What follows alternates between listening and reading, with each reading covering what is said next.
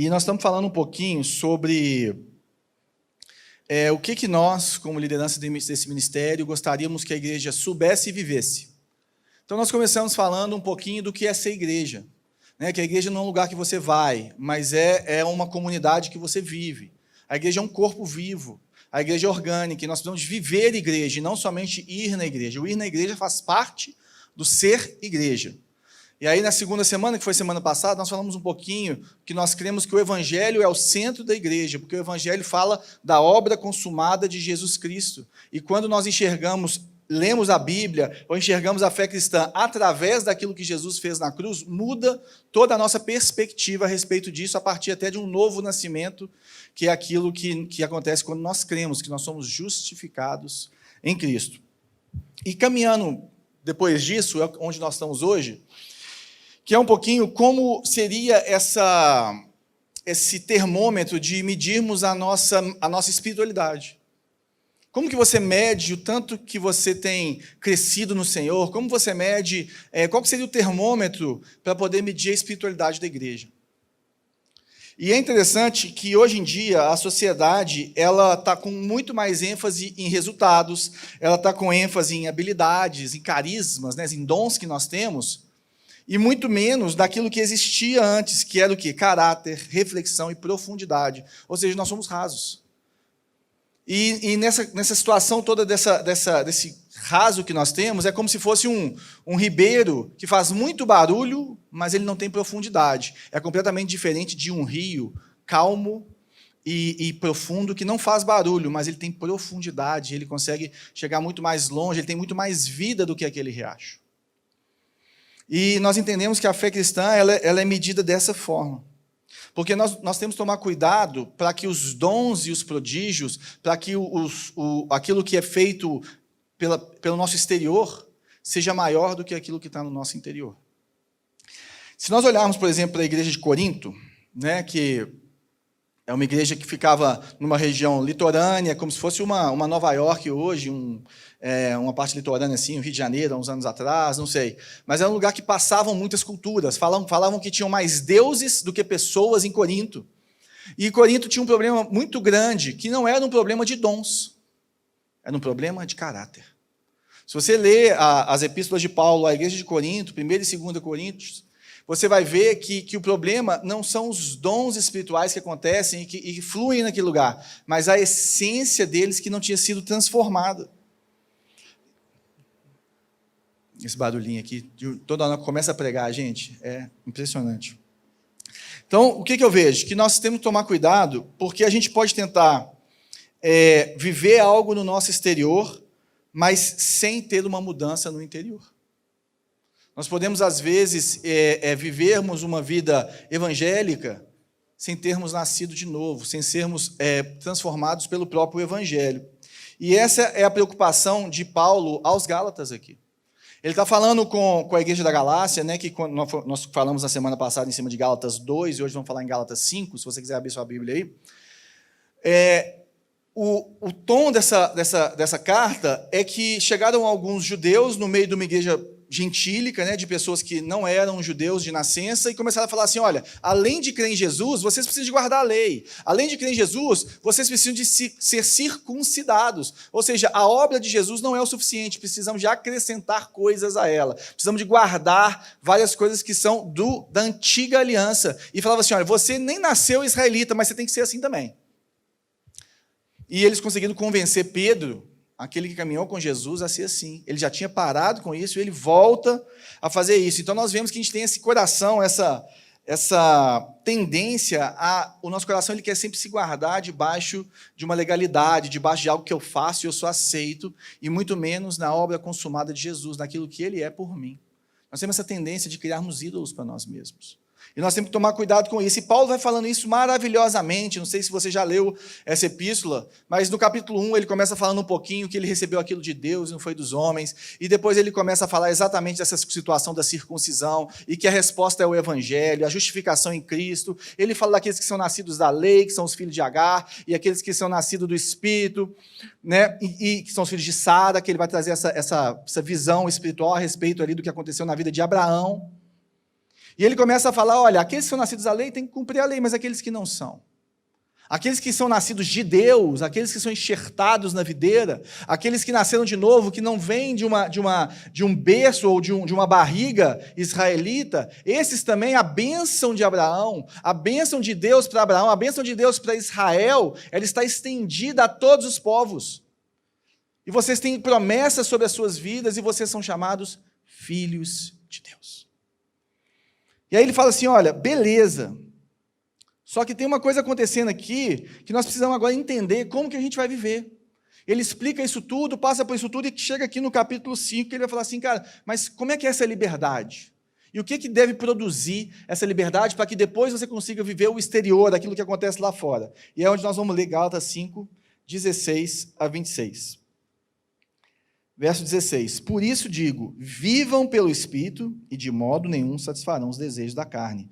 Pois a carne deseja o que é contrário ao Espírito e o Espírito que é contrário à carne. Eles estão em conflito um com o outro, de modo que vocês não fazem o que desejam. Mas, se vocês são guiados pelo Espírito, não estão debaixo da lei. As obras da carne são manifestas: imoralidade sexual, impureza, libertinagem, idolatria, feitiçaria, ódio, discórdia, ciúmes, ira, egoísmo, embriaguez, orgias e coisas semelhantes. Ou seja, a lista podia ser maior.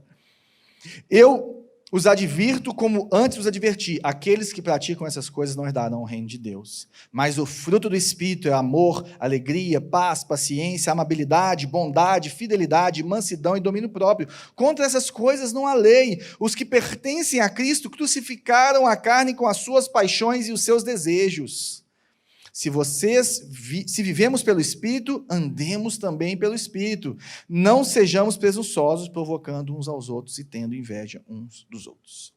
Vamos orar. Senhor, obrigado por Tua palavra. Ela é viva, ela é eficaz. Ela que nos convence, através do Teu Espírito Santo, do pecado, da justiça e do juízo. Ela que nos ensina a respeito do Senhor, daquilo que o Senhor tem para nós. Ela é suficiente para nos revelar aquilo que o Senhor quer revelar a nós. E nós cremos nela como nossa única regra de fé. Então, Pai, fala conosco através da Tua palavra nessa noite, em nome de Jesus. Amém. Então, o que Paulo está ensinando? Ele está falando assim, olha, pessoal da Galácia, nós temos que tomar cuidado, porque a gente pode ensinar uma vida moralmente aceita, uma moralidade, ou uma vida que é transformada sobrenaturalmente pelo Espírito Santo de Deus. Qual que é a sua escolha? Como que vocês vão viver? E ele começa falando exatamente do fruto, né? Ele fala aqui do fruto, quando ele fala aqui no 22, mas o fruto do Espírito é. É interessante que essa palavra fruto, aquilo que vai acontecer ali, ele fala em Romanos 6, 22, está escrito o seguinte: mas agora vocês foram libertados do pecado e se tornaram escravos de Deus. O fruto que colhem leva à santidade e o seu fim é a vida eterna. Olha, o fruto que você colhe te leva à santidade, te leva a ser mais parecido com Jesus. E te leva para a vida eterna. Efésios 5, 9 e 10, pois o fruto da luz consiste em toda bondade, justiça, verdade, e aprendam a discernir o que é agradável ao Senhor. Olha, o fruto da luz, ele traz uma bondade, ele traz algumas coisas no nosso coração, que nós aprendemos a discernir aquilo que Deus quer, qual que é a vontade de Deus para as nossas vidas. Filipenses 1:11, cheios do fruto da justiça, fruto que vem por meio de Jesus Cristo para a glória e o louvor de Deus. Ou seja, existe um fruto que Deus produz na minha vida e na sua vida, que vem por meio de Jesus Cristo, que vem por meio do Espírito Santo em nós, que a gente chega nesse ponto, que fala que um coração transformado sobrenaturalmente é diferente de um coração que se restringe às questões morais. E o que eu estou querendo falar? Que nós temos essa diferença de começarmos a falar assim, não, mas a Bíblia fala para você não transar antes do casamento, não, mas a Bíblia fala para você não mentir, mas as obras da carne estão aqui, e às vezes o nosso olhar para esse texto, na maioria das vezes, é um olhar de tentarmos entender cada uma dessas obras da carne, cada uma dessas partes do fruto do Espírito, para que possamos explicar aqui e vivermos isso. Mas o meu intuito nessa noite não é esse. Meu intuito nessa noite é te falar o que Paulo está querendo falar aqui, o que gera o fruto do Espírito e o que são os desejos da carne.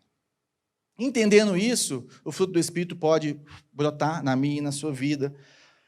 E como que isso acontece? Gálatas 22 e 23, ele fala desse fruto. Olha, mas o fruto do Espírito, Gálatas 5, 22 e 23, é amor, alegria, paz, paciência, amabilidade, bondade, mansidão, domínio próprio. Contra essas coisas não há lei. Ou seja, contra bondade. Como é que você faz uma lei contra você ser amável? Como você faz uma lei para que a pessoa não seja fiel ou seja fiel? E o que ele está falando aqui é que a lei, ela tem as suas limitações. Por exemplo, se eu for fazer uma lei contra a amabilidade, ou para gerar amabilidade, ela seria útil ou inútil? Inútil. Não tem como eu fazer uma lei que vai transformar essas coisas. Por quê? Porque as leis são normalmente coercivas e negativas. A lei, ela é feita para poder fazer com que a humanidade caminhe num lugar e que existem restrições para que ela não faça o mal. E é interessante que quando você estuda direito, eu não estudei, minha mulher é formada em direito, então ela que me conta essas coisas, que quanto menos leis, mais liberdade tem e menos restrições nós temos. Agora, quanto mais crescem as leis, igual aqui no Brasil, vira essa bagunça, é mais difícil de você fazer. Pensa o seguinte, por exemplo, você está lá na Suíça, você mora na Suíça, tem as leis da Suíça. Por que lá tem menos homicídio que aqui? Porque as pessoas são melhores e mais bondosas do que aqui? Porque elas têm menos inveja, menos ódio? Não, porque as leis funcionam. Então, quando você tem uma lei que funciona, você resolve, às vezes, em muitos casos, a obra da carne, essa situação em que você faz o delito, você comete o delito, mas você não resolve o coração humano. Por exemplo, um assassino, ele pode ser preso, mas o coração dele não vai ser curado. A ira que estava no coração dele, a inveja que estava no coração dele, não foi curado pela lei. Às vezes ele vai segurar aquilo porque ele sabe que ele vai ser punido. Outra coisa que a gente vê é que a lei não consegue resolver os problemas do nosso coração. Ou seja, nós vemos que a lei ela vai balizar essas coisas, mas ela não vai resolver.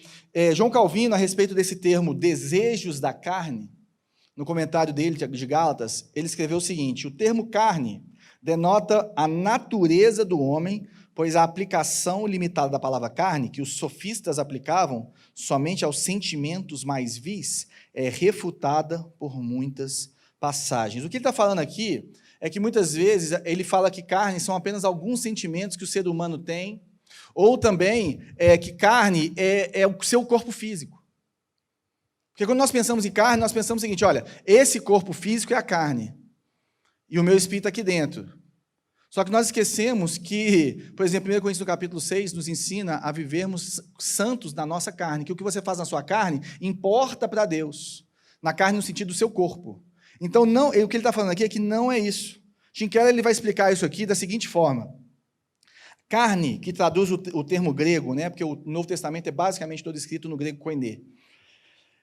O termo grego sarx, que não se refere à nossa natureza física, corpo, em oposição à nossa natureza espiritual, mas ao aspecto do nosso ser como um todo que anseia pelo pecado, em oposição ao aspecto que anseia por Deus. Sarx é o coração pecaminoso, ou a parte, ou o aspecto do nosso coração que ainda não foi renovado pelo Espírito Santo de Deus. Carne, então, é muito mais do que, não é somente o seu corpo, mas são os desejos pecaminosos que brotam de dentro de mim e de você. Os desejos pecaminosos que geram esse anseio, essa vontade, esse desejo enorme de praticarmos coisas que ofendem a Deus. Isso é sarx. E qual seria a solução para poder calarmos a carne? Qual seria a solução para crucificarmos a carne, como Paulo fala, e eu vou explicar mais para frente o que ele quer dizer com isso. A solução é que o Espírito vai aonde a lei não vai. Por isso que ele fala que contra essas coisas não há lei. Porque o Espírito Santo de Deus consegue chegar nas trevas que existem dentro de mim e de você, que a lei não consegue chegar. Abraham Kuyper escreveu o seguinte, num livro dele sobre política e governo: a consciência humana marca a fronteira que o Estado nunca pode cruzar. É exatamente isso que eu estava explicando para vocês agora. O Estado, ele consegue limitar as ações, ele consegue falar assim, olha, todo mundo de lockdown, igual vocês fizeram, por exemplo, na Espanha, e se você sair na rua, eu vou te prender, e se você fizer isso, fizer aquilo, você quer abrir a sua escola, mas você não pode, porque eu tiro de você a sua licença de abrir a sua escola, e eu te multo, então eu vou coagindo você para que você não faça as coisas. Esse é o poder do Estado, mas ele não consegue entrar na consciência humana. Ele não consegue transformar o meu e o seu coração. E qual que é o papel disso? Esse é o papel do Espírito. E quando nós falamos de Espírito aqui nesse texto, está falando o seguinte, que Espírito significa a nova natureza, o coração cristão renovado, ou a graça da regeneração. E o que mais significa a palavra carne, senão o velho homem? Desobediência e rebelião contra o Espírito de Deus permeiam toda a natureza do homem. O Espírito e a lei podem lidar com o exterior, mas somente o Espírito Santo pode lidar com o nosso exterior.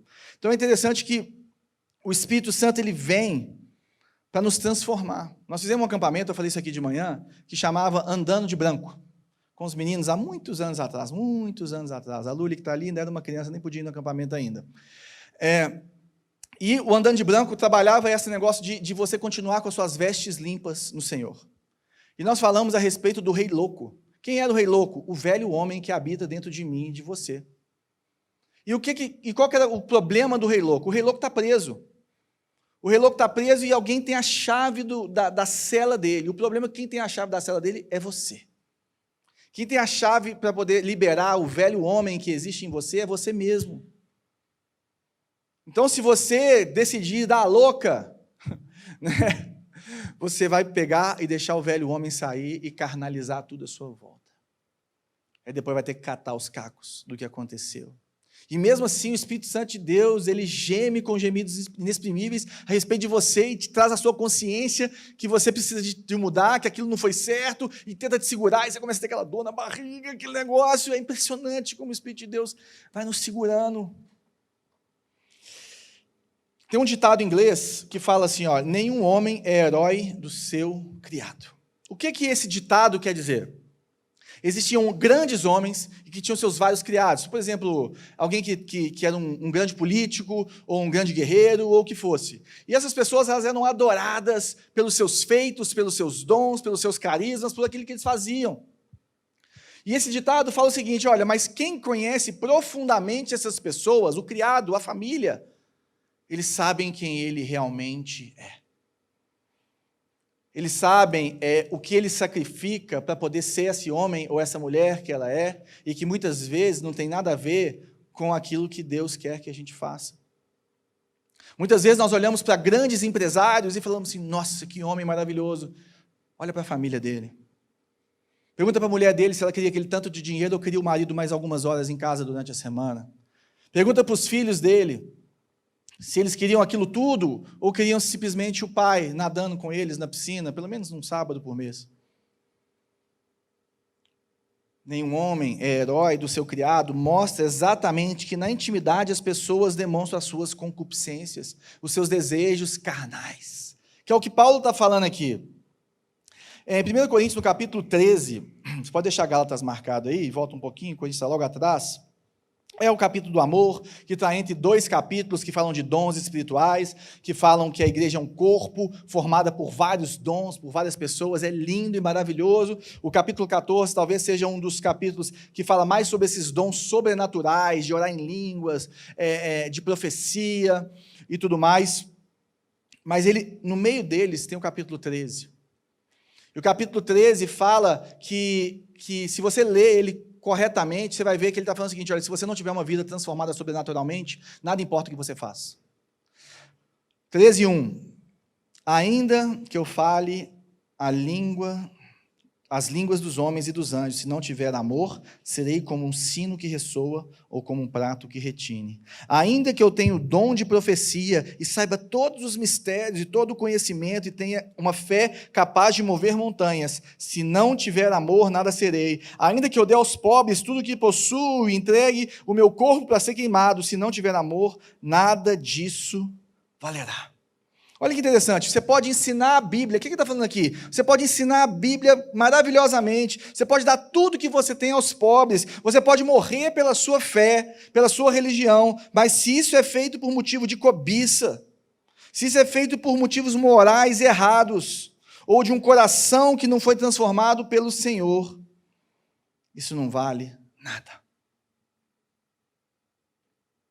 Porque qual que é o sentimento, qual que é a motivação do amor? A motivação do amor está aqui no verso 4. O amor é paciente, o amor é bondoso, não inveja, não se vangloria, não se orgulha, não maltrata, não procura seus interesses, não se ira facilmente, não guarda rancor. O amor não se alegra com a injustiça, mas se alegra com a verdade.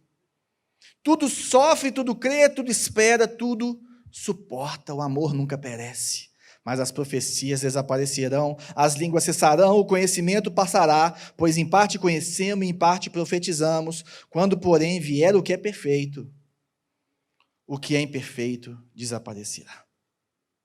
O que ele está falando aqui no versículo, nessa sequência, é que se você não tiver um coração transformado pelo amor de Deus, ou se eu não tiver esse coração, eu posso fazer isso sendo invejoso, sendo orgulhoso, sendo impaciente, sendo rancoroso, sendo maldoso, sendo interesseiro e sendo ansioso.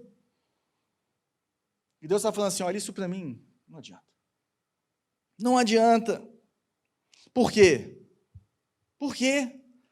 Porque quando você usa apenas a lei para fazer uma pessoa moral, o custo disso pode ser a alegria e a paz dessa pessoa. Quando nós apenas restringimos as pessoas, quando nós apenas falamos assim, ó, você não pode fazer isso, isso é certo, isso é errado, ó, se você fizer isso, Jesus não vai gostar, né? Jesus gosta quando você é obediente. E não sei o quê. Lógico que ele gosta quando a gente é obediente, gente. Mas nós precisamos de um coração transformado.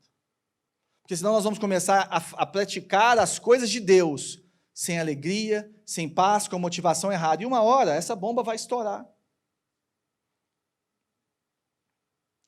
Por outro lado, o orgulho que você tem pode ser... O orgulho que você tem por ser uma pessoa com alto valor moral será visto apenas pelas pessoas mais íntimas da sua vida. Aquela pessoa que te conhece, aquela situação de você não é herói para o seu criado, eles vão ver que muitas vezes as suas conquistas é porque você é vaidoso. Muitas vezes a sua conquista é porque você é orgulhoso. Porque você é rancoroso, aí você foi lá e aniquilou a sua concorrência, aniquilou aquela outra pessoa, a obra da carne. E todo mundo está batendo palma por tanto que você é bom, o tanto que você conquista. Mas no final da história, o seu coração é cheio dos desejos da carne. E a gente não consegue. A gente estava conversando sobre isso na quinta-feira, numa reunião de liderança que a gente tem, sobre a dificuldade de lidar com alguns pecados que são mais objetivos no meio cristão, né, objetivos no sentido de ser visto, e outros que não são tão objetivos, como a ganância. Eu chego para o cara e falo assim, eu acho que você está sendo ganancioso. Ele fala assim, não, cara, eu apenas sonho alto. Jesus falou que vai fazer comigo, entendeu? E pode ser que Deus está fazendo. Como que você julga isso? E só as pessoas que estão perto de você podem falar isso e podem trazer essa realidade para a sua vida. Só o Espírito de Deus te faz bondoso, paciente, amoroso na sua vida íntima. Ou seja, se você não é esse herói para o seu criado, para a sua família, para os seus amigos, para aquelas pessoas que te conhecem na intimidade, ou para as pessoas que estão ali pertinho de você, você não é uma pessoa que tem o fruto do Espírito. Ponto. O fruto do Espírito é interno, íntimo, e aparece onde a lei não pode ir. O fruto do Espírito é isso que Paulo está falando. O fruto do Espírito ele vai transformar a sua vida para que você seja essa pessoa na intimidade. É um coração que vai de dentro para fora. E a pergunta que eu quero te fazer é se você é um herói para quem realmente te conhece, ou eles ficam rindo da sua falsidade quando você começa a brilhar pelo mundo com a sua falsa modéstia. O segundo ponto é que eles são todos uma coisa só. Eu trouxe aqui algumas mexericas hoje de manhã, tive problemas técnicos porque eu não sei comprar mexerica direito. A Aline até chamou minha atenção, a Bela também. Mas é o seguinte, muitas vezes a gente entende que são os frutos do Espírito. Por exemplo, paciência, paz, amabilidade, mas não é assim que a Bíblia nos ensina. A Bíblia fala que é o fruto. E é como se fosse essa mexerica, sei que ela está bem feinha, mas o fruto do Espírito com vários gomos. Cada um desses 9 gomos citados aqui fazem parte desse fruto como um todo. Ah, João, mas qual que é a diferença? A diferença é o seguinte, que se eles não estão crescendo juntos ou ao mesmo tempo, eles não estão crescendo de forma alguma. Mas como assim? Por exemplo, se você ler aqui essa situação do fruto do Espírito, voltando para Gálatas aqui 22, ele fala assim, amor, alegria, paz, paciência, amabilidade, bondade, fidelidade, mansidão, domínio próprio. Isso tudo, se você começar a analisar lá no fundo, eles estão extremamente interligados. É quase impossível de você ter um e não ter o outro. Alguns dividem isso aqui em 4 tipos, 3 tipos, 2 tipos. Vai depender da forma como você vai ver isso aqui. Mas é interessante que nós precisamos de entender que ele é orgânico.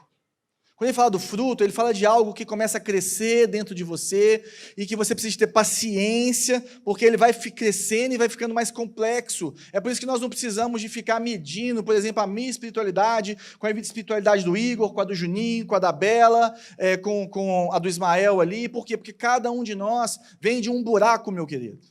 Cada um de nós, o sapato aperta num lugar, cada um de nós conheceu o Senhor numa profundidade, teve uma revelação, cada um de nós está no seu caminho, e eu não posso esperar que todos nós estejamos no mesmo nivelamento em relação à maturidade do fruto.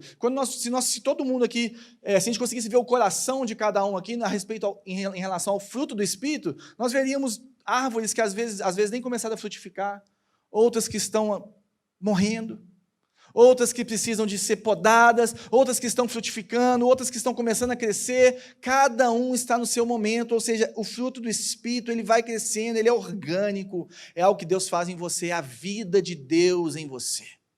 É o Espírito Santo de Deus em você. E aí a gente começa a ler essa lista e fala assim, não, mas eu sou paciente, eu sou bondoso, eu sou amável e tal. Ah, já não sou tão manso assim, né? Mas dos 9 aqui, eu sou muito bom em 7. Não, entendeu? Não é assim. Por quê? Primeiro porque um depende do outro. Depois, nós precisamos de ver isso de outra forma. Por exemplo, tem pessoas que são muito bondosas e pacientes e dadas para o outro.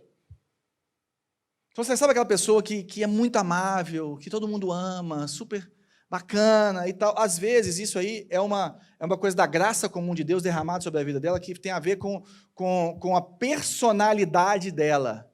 Isso não tem nada a ver em ser sobrenaturalmente transformado. Porque essa pessoa, provavelmente, ela não costuma ser fiel. Como assim não costuma ser fiel? Fidelidade, gente, está ligado com coragem e com verdade. Fidelidade é você falar a verdade. Fidelidade é o confronto em amor. Fidelidade é o que a lei faz com a gente em relação às coisas de Deus. Então, normalmente, essas pessoas que são bondosas, pacientes, elas têm medo de confronto e de serem assertivos a respeito dos nossos problemas. E as pessoas continuam do mesmo jeito.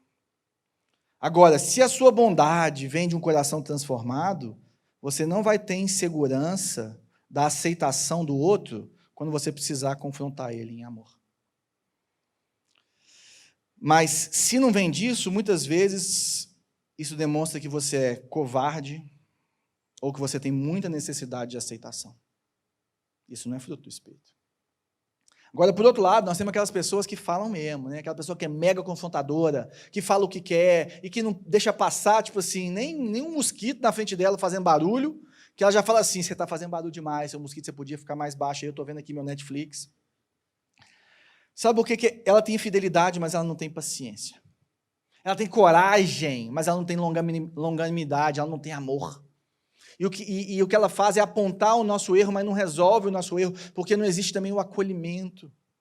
Não existe a coisa certa, da forma certa, na hora certa. E sabe o que muitas vezes essa pessoa é? Ela é, em parte, muito arrogante, de achar que pode sair apontando por aí os defeitos dos outros, como se ela não tivesse nenhum. Ou seja, nós precisamos de ser essas pessoas, e o que Cristo forma em nós, e a pessoa de Jesus Cristo, é essa pessoa que a Bíblia fala que ele é cheio de graça e de verdade. Ele consegue, ao mesmo tempo, ser humilde e soberano. O fruto do Espírito é essa versão sobrenatural minha e de você. E esse tem que ser o termômetro das nossas vidas espirituais. Esse, para mim, é o que está escrito aqui, ó, sua maturidade espiritual é medida pela pior qualidade dessas que você tem. Então, em vez de você ficar falando assim, mas eu sou bondoso, olha o que eu faço. Não, fala assim, nossa, cara, eu tenho dificuldade demais de falar a verdade para as pessoas que eu conheço. Eu tenho muito medo da pessoa brigar comigo e ficar uma semana de cara feia para mim, porque eu falei algo que ela precisa de ouvir para o crescimento dela, para a edificação dela e com amor por ela. Não, pode voltar. Esse é o tanto que você está cheio do Espírito. Isso pode passar, gente. E agora, quais são essas qualidades, assim, que são muito importantes? Primeiro, ele é gradual. Ele acontece, igual nós falamos, ele é orgânico, ele vai crescendo. E o texto fala aqui no verso 19, olha, as obras da carne são manifestas, imoralidade sexual, impureza, libertinagem, por aí vai. É interessante que quando fala aqui que as obras da carne, elas são o quê? Manifestas. Elas se manifestam e elas acabam. Elas acontecem, elas são um ato, né? Elas acontecem numa ação. Agora, o fruto não. O fruto, ele demora bastante tempo para ele amadurecer. Ele vem devagar. Não adianta você querer converter agora e achar que o fruto do Espírito vai transformar a sua vida de um dia para o outro. Deus vai transformar a sua vida, Deus vai transformar o seu olhar, mas existe uma caminhada de santificação, de se parecer mais, de se tornar mais parecido com Jesus, que é a caminhada que você vai correr de hoje até o final da sua vida, meu querido. Não desespere. Não desespere, nossa, mas eu errei, nossa, mas eu fiz, mas glória a Deus, gente, eu estou caminhando. Glória a Deus, eu estou andando com Jesus. Sabe, em muitos momentos nós não vamos conseguir medir o fruto. Por exemplo, você não vai ficar assim, nossa, hoje de manhã eu acordei e dei um beijo na Bela e fiz café para ela e tal, e chamei ela no canto e falei, olha, amor, acho que isso aqui podia dar uma regulada, tal, porque você sabe como é que é, e tal, não sei o quê, e tudo foi maravilhoso e tal, e de noite eu já cheguei cansado do culto e falei assim, quer saber de uma coisa? Sai para lá, eu quero aqui ficar sozinho, eu, e vai cuidar dos meninos, que eu vou ficar aqui com as pernas para cima. Seria bom, né? Mas é obra da carne. Então, assim, pequei, né? Então, assim, gente, o negócio é o seguinte, só que eu vou medir isso de tempos em tempos. Pode acontecer alguma coisa hoje, numa conversa minha com ela, ou com você, ou com alguém, que eu vou falar assim, eu reagiria diferente há um ano atrás. Eu reagiria diferente há 6 meses atrás, há uma semana atrás. É o fruto do Espírito crescendo dentro de mim. É o Senhor me transformando e me deixando a imagem e semelhança dEle. Então não fica medindo o fruto do Espírito todo dia e cobrando isso dos outros também, não. Pelo amor de Deus. Olha para dentro de você e comece a buscar o Senhor e buscar o crescimento que existe. E nós não podemos confundir o fruto do Espírito com os dons do Espírito. Então, nós temos esses dons extraordinários de profecia, de milagres, de cura, de tudo mais. Quando nós temos dons ordinários, por exemplo, dom de governo, que é o dom de liderança, né? Nós temos o dom da hospitalidade, que é um dom de você receber bem as pessoas na sua casa. Sabe, nós temos vários dons, dom de ensino, o dom de cuidado, o dom em relação àqueles que são mais necessitados, né? Que essa pessoa que tem um coração por aquelas pessoas que estão marginalizadas na sociedade. Nós temos que olhar todos os dons como maravilhosos. Todos os dons são maravilhosos, mas se nós começarmos a olhar o que a pessoa faz em vez do que ela é, nós começamos a errar a mão em relação à nossa vida e em relação à igreja. E muitas vezes a gente quer que a igreja rompa nos dons, no sentido principalmente dessas coisas, dessas manifestações, mas nós esquecemos que o principal papel do Espírito Santo é formar Jesus em nós. Nós tivemos aí a mulher que é a pastora, cheia de milagre na vida dela, que, junto com o filho, assassinou o marido dela. Nós temos que tomar cuidado com a profundidade. Jonathan Edwards, um escritor que passou pelo grande avivamento ali nos Estados Unidos, na Inglaterra, ele escreveu muito sobre avivamento.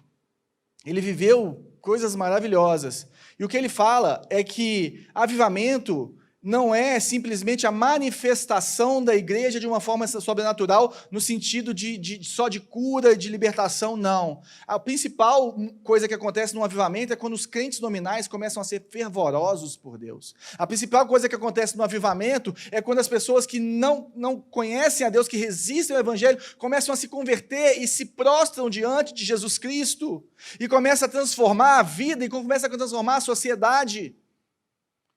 E os dons começam a aflorar no meio da igreja. E as coisas começam a acontecer, mas isso é consequência de um coração transformado. É isso que o Jonathan Edwards nos ensina, um cara que estudou o avivamento. Outra coisa sobre, ele é conflituoso. O que quer dizer isso? Ele fala aqui no verso 17, pois a carne deseja o que é contrário ao espírito, o espírito que é contrário à carne. Eles estão em conflito um com o outro, de modo que vocês não fazem o que desejam. Existe um conflito entre aquilo de Deus, aquilo que o Espírito Santo que habita em você, o seu espírito que está ligado a Ele quer, e aquilo que a carne quer. E a primeira coisa que nós temos que entender é o seguinte: se esse conflito existe dentro de você, existe uma grande probabilidade de você ser salvo. Porque aqueles que não conhecem o Senhor, aqueles que não têm o Espírito Santo, eles não estão nem ligando se o que eles estão fazendo é obra da carne ou não. Eles estão ligando se está sendo aceitável pela sociedade, se é moralmente correto, tem a ver com o que a nossa cultura aceita, mas não tem nada a ver com aquilo que agrada ao Senhor. Ou seja, existe um conflito. Calvino escreveu o seguinte: a vida espiritual não será mantida sem lutas. Aqui somos informados, aqui nesse texto, sobre a natureza da dificuldade proveniente de nossas inclinações naturais que se opõem ao Espírito. Nós vamos lembrar, gente, que nós somos pecadores transformados pela glória de Deus, que nós somos pecadores que foram santificados por Jesus, nós temos o Espírito Santo vai agindo, mas nós ainda temos pecado. Existe uma luta dentro de nós, uma batalha que nós temos que lutar. Então vai ter época que você vai se achar a pessoa muito mais carnal. Tem época que você vai estar com essa tendência, parece que o velho homem está gritando na porta, sabe? Aquele cara, o rei louco, está doido para sair, e ele dá umas escapadas e volta. E tem época que está tudo calmo. Parece que você está mais espiritual. Saiba disso. O conflito acontece, mas isso é um sinal que você pertence a Jesus. Ora, busque o Senhor. Sua carne deseja coisas, mas você consegue discernir que não é quem você é mais. Ou seja, sua carne quer muitas coisas, não sei se acontece com você. Muitas vezes os meus desejos pecaminosos desejam várias coisas, mas eu sei que isso não tem nada a ver comigo mais. De quem eu sou no Senhor. Ou seja, não é aquilo que eu gostaria de fazer. Sabe, a sua maior fraqueza é um sinal de que houve uma mudança sobrenatural na natureza do seu coração. Todos nós sabemos as nossas maiores fraquezas. Todos nós sabemos onde o sapato aperta, mas nós temos essa situação desse fruto do Espírito que vai crescendo lentamente dentro de nós e vai formando Jesus em nós. Então, como que eu faço para esse fruto crescer? A primeira coisa é, pense nas coisas que você está fazendo. Ou seja, por que você está fazendo as coisas? A situação não é apenas você pensar o seguinte: não, eu tenho esse problema e eu tenho que me segurar para não fazer. Isso é importante também, mas existe algo por baixo disso para que você seja curado disso. No verso 24, Paulo escreveu aqui, os que pertencem a Cristo Jesus crucificaram a carne com suas paixões e os desejos. E o que ele está querendo falar aqui? Ele não está falando a mesma coisa que nós lemos em Gálatas 2, quando fala assim: estou crucificado com Cristo. Quando ele fala que ele está crucificado com Cristo em Gálatas 2, em Romanos no capítulo 6, ele está falando o seguinte: a obra de Jesus, aquilo que ele fez na cruz, me foi imputado como justiça, e eu tenho a justificação diante de Deus, ou seja, o sacrifício de Jesus, ele vale para mim, ele me substitui, e eu estou numa posição de santidade. É como se eu colocasse óculos, e eu te visse como eu estou vendo Jesus. Deus te vê através de Cristo, através da obra de Cristo, ele te vê como santo. Independente do que você faça, se você nasceu de novo. Isso é o que ele fala em Gálatas 2. O que ele está falando aqui, quando ele fala que crucificaram a carne, que aqueles que pertencem a Cristo crucificaram a carne, é outra coisa. O que ele quer dizer aqui é que não é só regular as minhas vontades em relação ao que é bom ou o que é mal. mas é que eu preciso de pegar meus desejos carnais e colocar na cruz todos os dias. Crucificar a minha carne aqui, ele está falando de uma coisa que se chama morte lenta. Pendurar você na cruz. Pendurar os seus desejos na cruz. É você pegar esses desejos que você tem, você pegar aquilo que te dá aquela vontade de sair fazendo, ou que você está fazendo, e dar um jeito de colocar isso diante do Senhor, como? Pensando, por quê? Por que eu quero... por que eu me envolvo em relacionamentos abusivos? Por que eu aceito essa situação na minha vida? Por quê? Por que toda vez eu caio nesse mesmo erro? A situação, o que nós temos que lembrar aqui é por quê? Timothy Keller escreveu o seguinte: estar debaixo da lei significa que você transformou a performance moral em um sistema de identidade e salvação. Nós temos que pensar o seguinte, gente, a carne, ela não deseja só os pecados, não. Existe um outro pecado que ela deseja, que é a religiosidade. Como assim? Ela deseja ser tão boa que ela merece a salvação. Você deseja ser uma pessoa tão admirada pelos outros que você acha que você conquista o favor de Deus a partir disso. Nós somos criadores de ídolos, fazedores de ídolos. E nós começamos a colocar eles nas nossas vidas, e isso começa a virar o nosso sistema de identidade. Quem é você? Quem é você? Nós precisamos de pensar o que Cristo fez em você, para que Ele te criou, quais foram os dons e os talentos que Ele derramou sobre a sua vida, que são diferentes da minha vida, e como que você vai expressar isso no mundo. Esse é você. Esse é você, esse sou eu. Sabe, nós temos que tomar cuidado de não nos colocarmos de novo debaixo da lei, como Pedro fez, e parou de comer com gentios, porque ele estava acostumado a ficar santo cerimonialmente, a viver aquela vida religiosa judaica, que ele já sabia que não tinha nada a ver com aquilo, e nós muitas vezes voltamos aos nossos valores antigos, porque aquilo nos dá sentimento de pertencimento e de identidade, e aquele cara que é um garanhão na faculdade, que encontra Jesus e começa a crucificar esses desejos dele, muitas vezes ele se vê sem identidade, porque ele precisa daquela noite de amor, porque ele precisa de conquistar uma mulher naquela noite, e aquela mulher precisa de se entregar para o homem, para ela se sentir aceita e amada. Sistema de identidade para a sua salvação. É interessante que, antes de mudar, não é que ele fala essa natureza pecaminosa, toda vez que ele fala disso, ele fala de um desejo. Fala assim, os desejos da carne, a carne deseja o que é contrário ao espírito. O que é essa palavra aqui no grego? Ela é epitúmia. O que quer dizer esse desejo? Esse desejo é um impulso, é um anseio tão grande que ele se torna um fim em si mesmo. É isso que o Keller falou sobre sistema de identidade e salvação, sobre a nossa forma de virarmos religiosos. O anseio, ou esse desejo enorme e excessivo, é o que nos leva a pecar. E isso nos leva a lidar com as dificuldades da vida de uma forma diferente.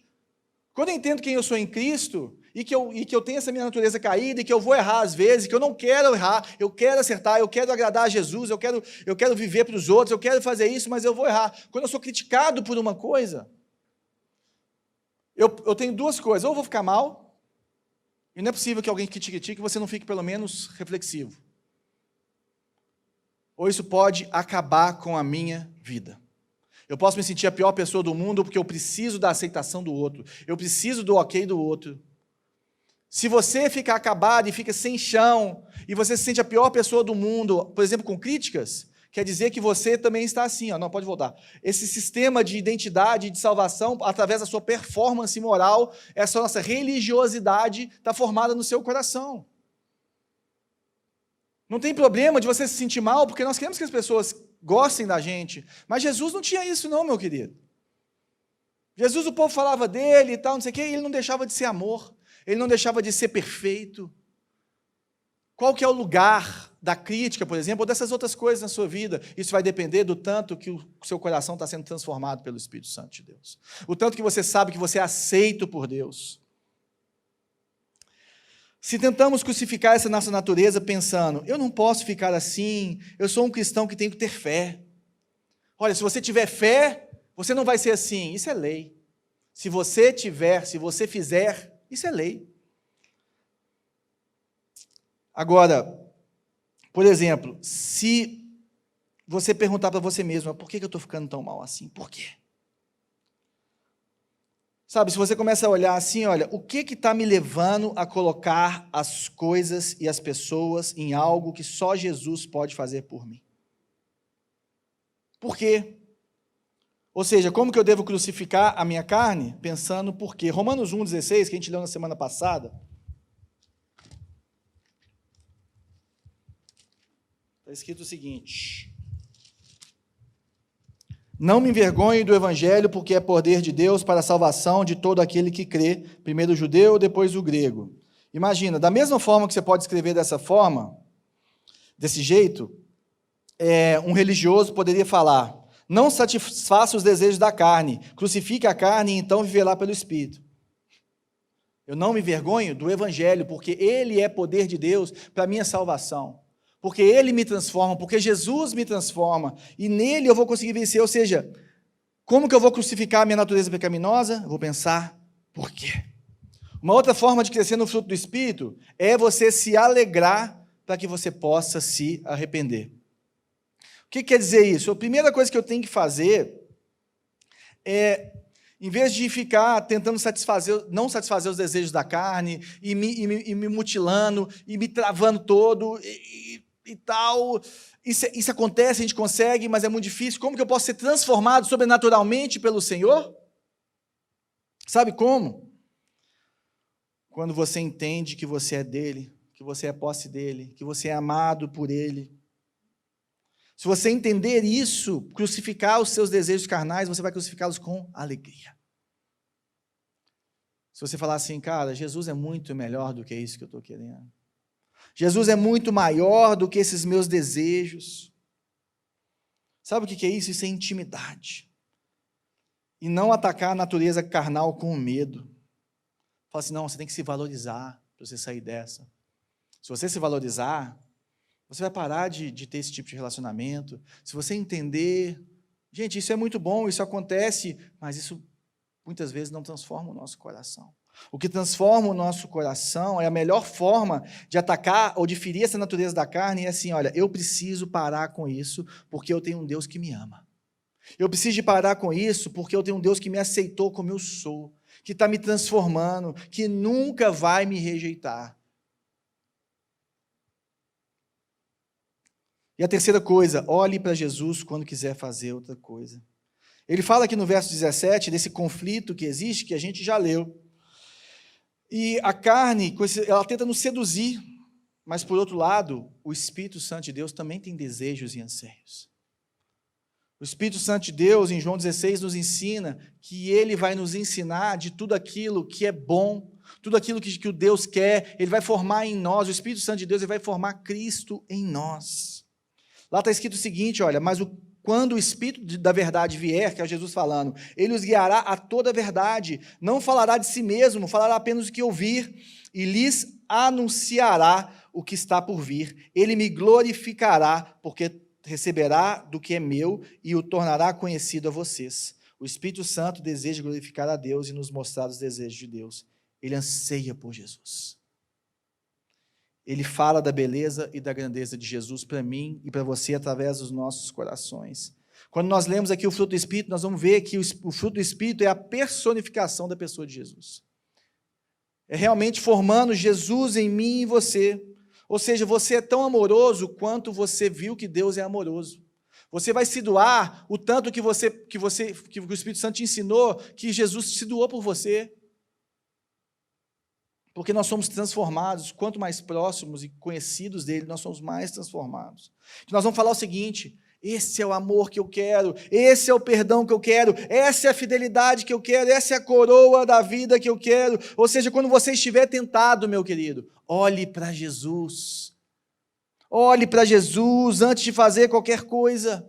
Primeiro nós falamos, né, alegre-se nele para que possa se arrepender, mas nós falamos também, olhe para Jesus, coloca um louvor, liga para alguém, faz uma oração, lê a palavra, sabe, busca o Senhor para que você vença os desejos da carne, se encha nele, olhe para Jesus. Não fique sozinho. Né? José, lá no Egito, o José do Antigo Testamento, né, e não do Novo, ele, quando a mulher de Potifar veio tentar pegar ele, né, tentar fazer neném com ele, e dar uns abraços, uns amassos nele, e falou, vem em mim, ele não falou assim, sai para lá porque eu sou do rei, do Deus Altíssimo. Não, filho, ó, fugiu na braquiária, saiu correndo. Sabe por quê? Porque ele sabe que os desejos da carne, eles nos consomem. Então, se você começar a se colocar em lugares que as suas concupiscências vão começar a ser confrontadas ou afrontadas ou elevadas, sabe o que vai acontecer? Você vai cair, meu querido. Foge. Olhe para Jesus, busque relacionamentos saudáveis, busque lugares saudáveis para conviver. Por quê? Porque o nosso último ponto é comunhão. A última forma que nós temos para fazer o fruto do Espírito crescer é através da comunhão. Mas como assim? Olha que interessante, esse texto está entre dois versículos que falam de problemas de relacionamento. O verso 15, que está antes do 16 que a gente leu, está escrito o seguinte, mas se vocês se mordem e se devoram uns aos outros, cuidado para não se destruírem mutuamente. E ele termina essa parte falando aqui no verso 26, não sejam presunçosos, provocando uns aos outros e tendo inveja uns dos outros. Paulo está falando o seguinte, olha, sabe qual que é o problema das falhas de relacionamento entre nós? É a falta de Jesus no nosso coração, mas ao mesmo tempo, quando nós temos comunhão, é que nós vamos ver o tanto que o fruto do Espírito pode crescer. Você nunca vai ter ou vai crescer no fruto do Espírito sozinho. Nunca. Porque você não vai ver as suas falhas, você não vai ver os seus pontos cegos, você não vai ter alguém ali para te ajudar, para te confrontar, para te suportar, para te abraçar, para te edificar. Quando nós olhamos para Jesus, nós vemos essa pessoa perfeita. E quando nós olhamos para Jesus e quando nós olhamos para o nosso Deus é trino. Pai, Filho e Espírito, que eternamente são o mesmo em essência, que eternamente são um e são três, e que eternamente estão se relacionando um com o outro perfeitamente. E daí que vem a nossa necessidade de nos relacionarmos. Só que o pecado quebrou isso. Nós somos feitos para nos relacionarmos. Quando Adão fala ali no Éden, quando Deus faz assim, faz a Eva, ele fala assim, até que enfim, o hebraico ali, até que enfim, ela é carne da minha carne, osso dos meus ossos, só tinha bicho aqui, agora tem alguém semelhante a mim. Não é só do desejo de homem e mulher, mas é no sentido relacional de ter alguém. E a nossa comunhão, ela faz isso com a gente. Ela pode nos edificar, ninguém vai crescer no Senhor sozinho, meu querido, nós precisamos uns dos outros, nós precisamos nos relacionarmos, senão nós vamos começar a morder uns aos outros. E o fruto do Espírito não vai estar na gente.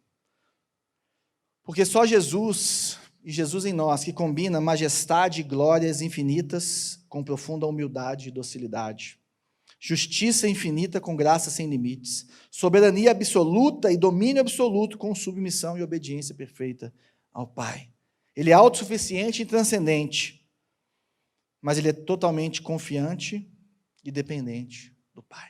Esse é o fruto do Espírito. Isso que Cristo está gerando em nós. Isso que o Espírito Santo faz em nós. Ele termina esse texto falando assim, olha, se vivemos pelo Espírito, andemos também pelo Espírito.